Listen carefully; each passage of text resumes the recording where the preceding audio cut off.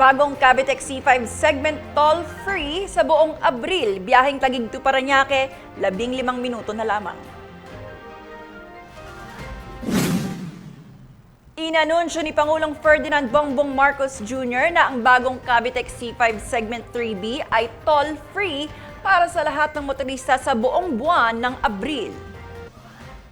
Nais kong i-announce na ito, toll-free ito buong Abril. Mula ngayon hanggang end of April, toll-free ngayon muna dito at para naman mapagbigyan ng ating mga kababayan na dumadaan dito, lalong-lalo na ngayon na Holy Week na ngayon at maraming bumabiyahe.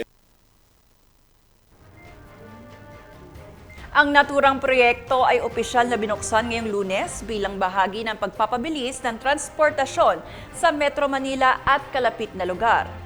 Dahil dito, binigyang diin ng Pangulo na ang oras ng biyahe mula Taguig City hanggang Parañaque City ay bababa mula 1.5 oras hanggang 15 minuto lamang.